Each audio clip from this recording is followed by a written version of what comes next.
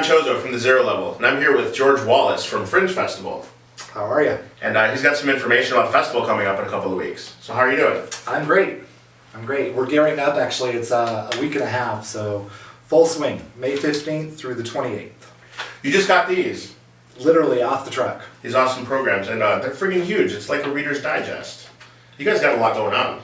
Yeah, this year we have more ticketed performances than ever before. We have 104 ticketed shows. Last year we had about 85.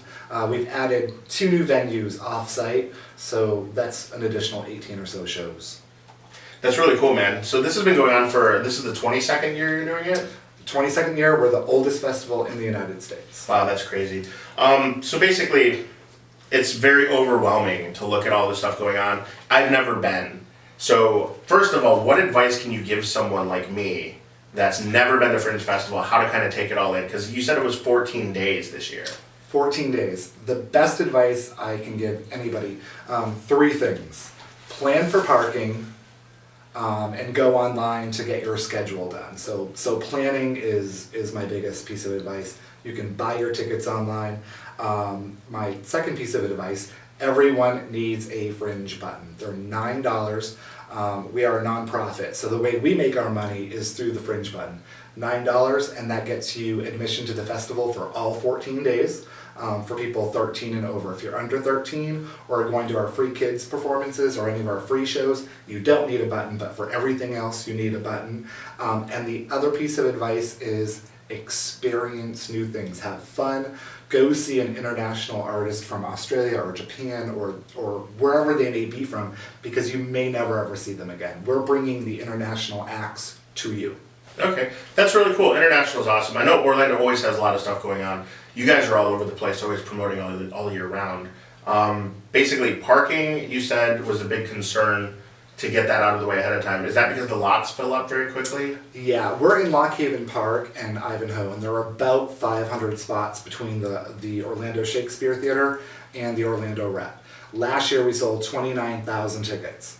29,000 people, 500 parking spaces. Now that's a pretty big increase from the year previous to that you had mentioned. Did you have any kind of secret mojo that kind of got you there this year? No, I think it was a perfect storm, a combination of a lot of things.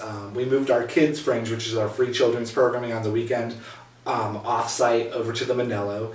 We had a huge billboard campaign last year that we never had before, and it was the first year that we had that large of a marketing campaign, and we grew the festival. And I think moving that, advertising, it was just a huge increase, a 30% increase in attendance overall, and a 500% increase in our free children's programming. Wow, that's really cool. I know personally I'm looking forward to the Skill Focus Burlesque show. There's a lot of stuff going on. I mean, you gave me a whole list of nerd-centric, just even for us, our little niche. I mean, you know, got Geek Life, Key of E, Loon. There's so many things on here, and the schedule and everything's in here. Now, how does one go about getting this before the festival? You actually can't get it before the festival. She's ambushed everyone with no knowledge whatsoever. Yeah, no, but the full schedule is online at orlandofringe.org, and there is a show description, and you can get the tickets there. This is really super nice, though. I'm gonna maybe take some pictures. Am I allowed to take pictures of this? You can. Okay, I'm gonna take some nice, cool pictures of this so that people can check it out and see what they're getting. But you get this with the button, right? You do. $9 for the button, and we give you a free program. If you need an additional program, they're $1 a piece, and we recycle as much as possible. And the great thing about planning ahead and going online, in here there's a 60-word description of each show because we're limited. The program is about 140 pages. If you go online, you get a 60-word description, videos and press releases and reviews, so you really can plan ahead and see exactly what you want to see. That's awesome. So okay, let's stick with the 60-word thing for a second. In 60 words or less, can you describe what a Fringe Festival is? I'm going to be counting. Music, art, dance, theater, creativity, community. There's a lot of words left, but basically a Fringe Festival to me means so many things, and I love being a part of this organization because we really are a community. We're more than just a 14-day festival, and we are bringing Everything directly to you. You can come. It's a lot of beer. We have a beer tent. We actually have 2 beer tents this year. And you get to experience things that you've never seen before. And the cameraman is dancing because apparently he really likes beer. So when you guys come out, I'll make sure that I buy you guys your first round. Okay, cool. Well, I really appreciate that. I know Glitch will appreciate that. He's been over here playing with the children's toys, as he does during interviews. Well, you got a sign there. Let me see this. What is this? We got a Fringe Fest sign.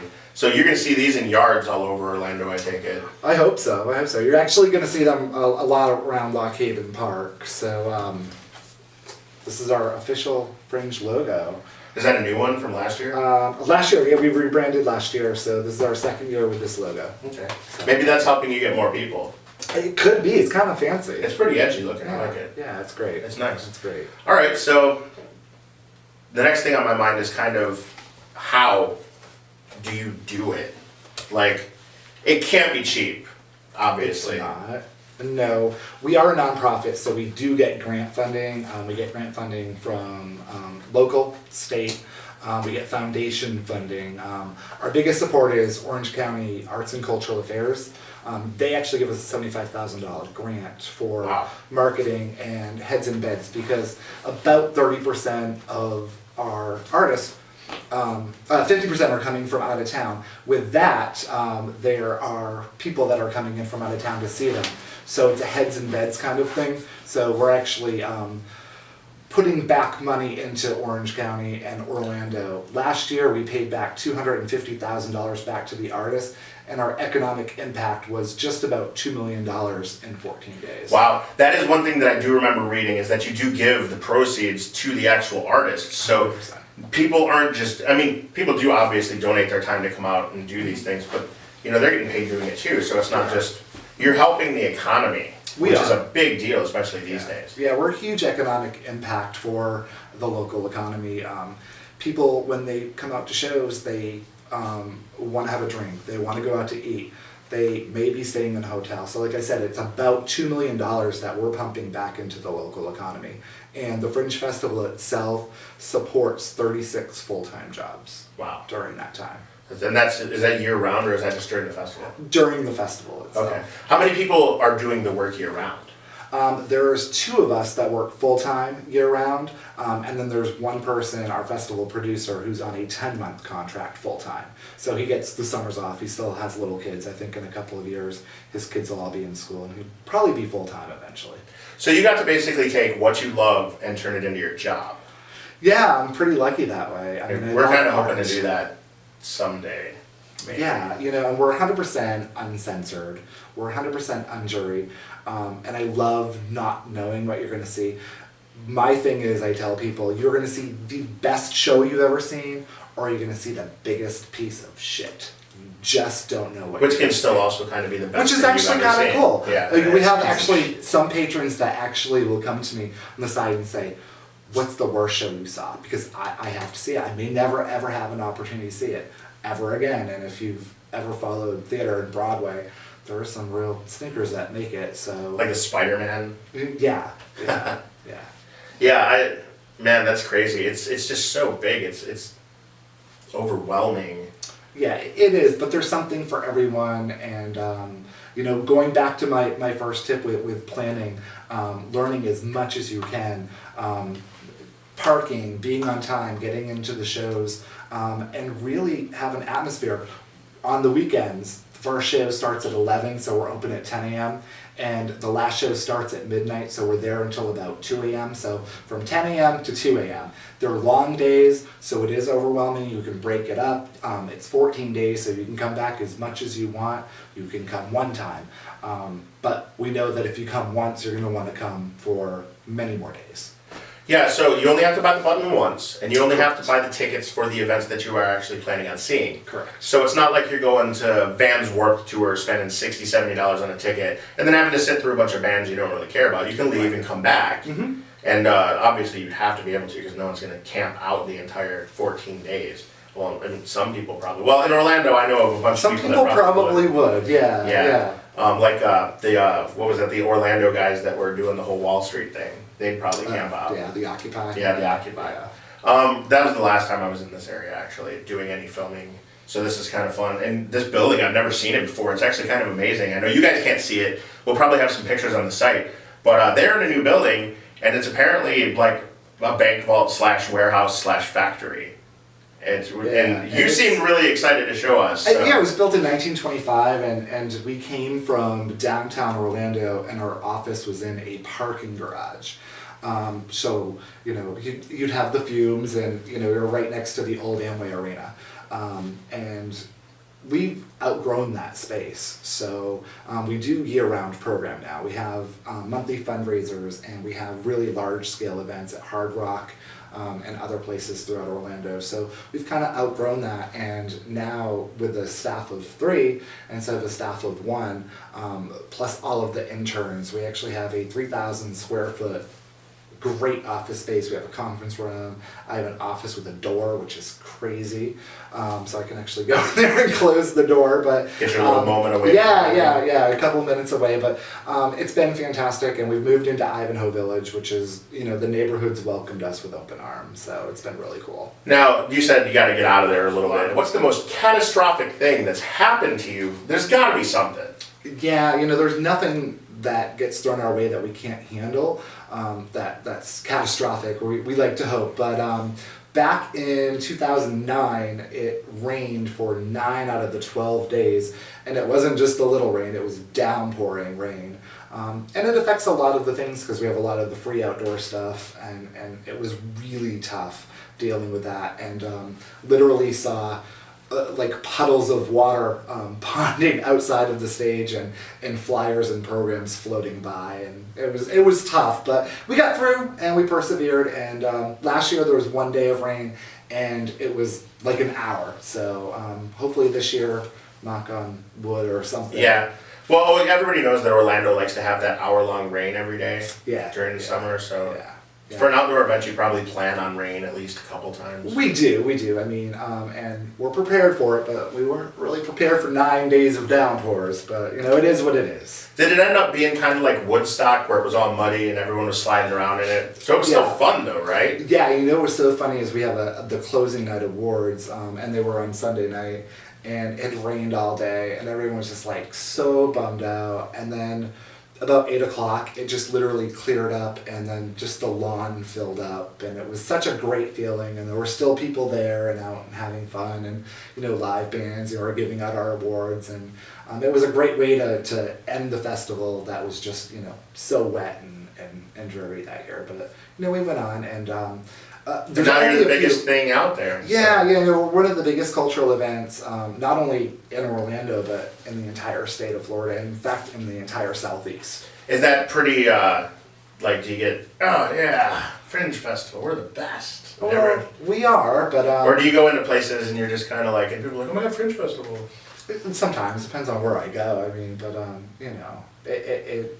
it's such a great organization, and I'm proud to be part of it. And I'm one microcosm, such a small piece of this thing, because Fringe is, going back to 10 questions ago, one of the 60 words that describe Fringe is a movement. And I think that is really important. There are over 100 Fringe festivals in North America. They started in 1947 in Scotland, and they are all over the world. And last year, myself and Mike, the producer, went to Edinburgh, where they first started, and we met with about 30 other Fringe festivals from all over the world, and exchanged ideas, and what do you do different than ours? And at the end of the day, I really think that we are one of the best in the entire world. Well, it certainly seems like, and at a growth rate that's large, just freaking unbelievable. And one of the questions you actually asked me before the interview is if you could say fuck. So did you want to get that out of your system? Fuck. Fuck yeah. Fuck yeah. Kind of one of my favorite words. So, yeah. All right. Well, it's the most used word. Yeah, I whenever I host a fundraiser, I usually drop at least one F-bomb. So thank you for allowing me to say that. Yeah. You kind of looked like you needed to for a second. Yeah. It's got to be exciting. I mean, you're a pretty humble guy. Like when I think you were outside standing there when we first showed up, and I'm just like, I'm afraid this is gonna be like a super business dude, and No, it's like, but this just shows, what you get. you know, so obviously, you know, when you started, you said 11 years ago, you probably didn't think you were gonna be running the festival at that point. Yeah, no, I didn't even, think anything. I had just moved here from Boston, and long story short, my old boss, I'm a social worker by trade originally, that's what my degree is in, and she said, you've got to come and volunteer for this great theater festival. And I went, and I was hooked, and I literally took the next week off, and I volunteered. And the next year I volunteered, and I came back and did some development stuff, and then I was the director of operations, and now I'm the general manager. Well, congratulations. Thank you. That's pretty good to move up from the bottom to the top. So, I mean, if you volunteer for Fringe, you could be doing this someday, you know? Yeah. I mean, on the 100th festival, you could have taken his job. And Almost everyone, we joke that, in fact, I said this at the volunteer training a couple weeks ago. There's someone in this audience right now that in 10 years you'll be running this festival, because almost everyone that is on staff or senior staff started as a Fringe volunteer. Yeah, it's just amazing. It's so large. I can't wait. I'm super freaking excited to be able to go to my first one. I still don't know how the hell I'm going to plan all of it. Thank God I got one of these early. This book's Didn't gonna say help you me. could keep it. Hey, I brought Glitch. I will leave him here as a trade. You can't have him. He does like to get naked. Fringe Festival is all about that, from what I heard. Because you got a lot of unfiltered content. You know, that's your biggest thing. Unfiltered, uncensored. Yeah, unfiltered creativity, uncensored shows. We don't tell the artists what to do. Once the door closes, you can do whatever you want.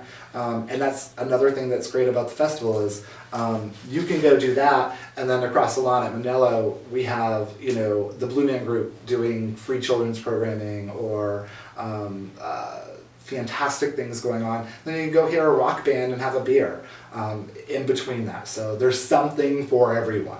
That's crazy. Are there any age limits at all whatsoever that you would recommend for bringing children of certain ages? I mean, is it hard for babies to be able to take it? Well, really don't bring the baby to the theater, but we welcome everyone. We don't discriminate anyone. We're handicap accessible. If you have kids, if you have parents, if you have partners, whatever, just bring everyone, come out, experience Fringe, have a good time. All right, well, I know I'm going to, and I think you should too. And I want to thank you very much for spending so much time with us today. All right, cool. I enjoyed it. And we're going to check out the rest of this building, and we'll get back to you later and hopefully see you at Fringe. So I'm Chozo, from Zero Level, Channel Zero, and catch you later.